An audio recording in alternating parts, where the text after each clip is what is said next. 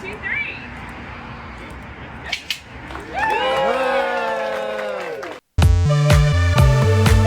Hey everybody, Mo here, and today we're talking about sales figures coming out of Canada, Trulieve throwing their support behind an initiative in Florida, and a couple of small pieces of news from CURLF. It's been a couple of quiet days, so this should be a pretty quick episode. Welcome to the Friday, October 22nd edition of Mary Jane Markets. This is a show covering the developing news of the North American cannabis sector every Monday, Wednesday, and Friday. I also analyze a few of its operators, Cresco Labs, CURLF, Green Thumb Industries, and Trulieve. The goal here is to do all of the due diligence I normally do as an investor in these companies, and then provide that to you in a concise episode so you can stay updated too.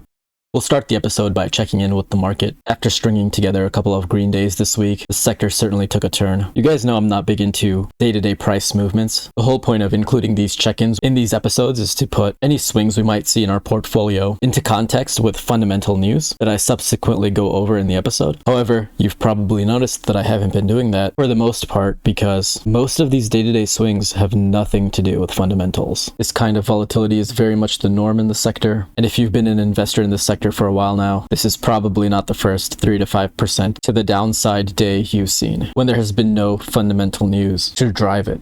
Alright, first up, and the only item to talk about in my sector commentary section, are August sales figures coming out of Canada for their recreational market. So sales set another monthly record here for approximately $290 million US, or 357 million in Canadian dollars. Again, these are August's numbers, so this is a couple of months old. Reporting of these numbers is usually pretty slow for some reason. So this is an encouraging trend to see in the Canadian market and for anyone invested in Canadian LPs. And I don't have too much color to add on this. If you've been listening to the show for a while, you know I keep tabs on the Canadian market, but it's definitely not my primary focus. I definitely think because of scale, the US market is far, far more attractive. The only worthwhile thing I could possibly add to this discussion is to bring up this StratCan article from a couple of days ago that reported on pricing in Canada. Their source of this information is the Ontario Cannabis Stores quarterly review for the second quarter. It definitely seems like there's a lot of good information in here for anyone interested in the Canadian market. So I'm just going to put this on your radar if you're interested. For those of you that are, you'll have to excuse me for not taking the time to analyze that here. I just personally think that my time is better spent analyzing the US market and its operators, and I think that's where I can provide the most insight and value on this show. So I think we'll continue to keep tabs on the Canadian market, but if you guys are uninterested in that, we can certainly cut that out.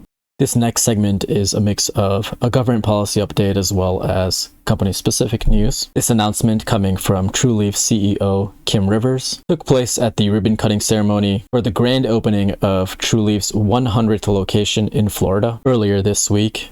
A huge congratulations to Kim and the entire team over at Trulieve for this accomplishment, and let's listen in on that announcement now. Speaking of access, some of you may know that Trulieve has always been a firm supporter of having the ability to grow your own. Yeah. We've never been a company that's been, threatened by that or concerned by it, because quite frankly, for a lot of folks, that's the only way that they can have access. And how can we be a company that says that we're about access if we're at the same time against something as simple as home grow for this wonderful plan, right? And so with that, we're proud to offer petitions at every single one of our store locations for home grow.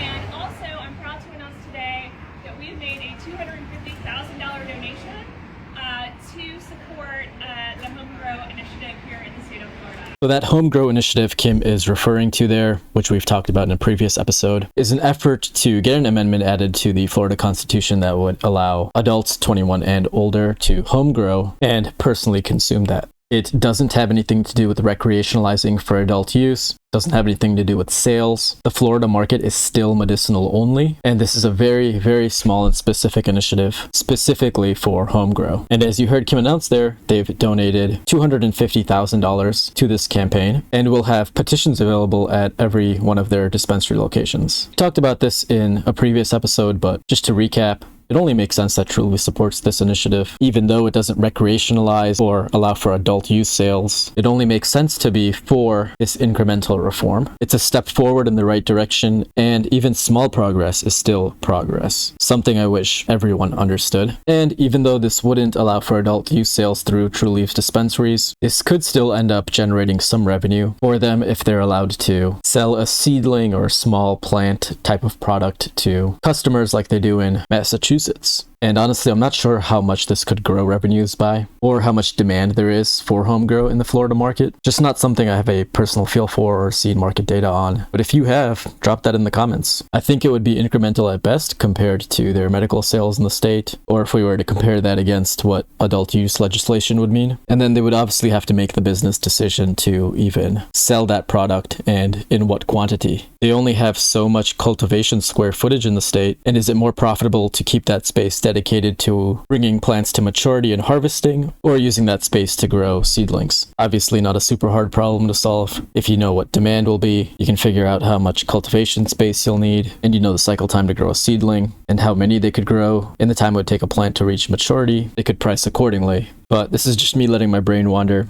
If I had to pick a number out of the air, I'd say they end up allocating maybe 5% of their growth space towards this. Again, just a total wild intuitive guess.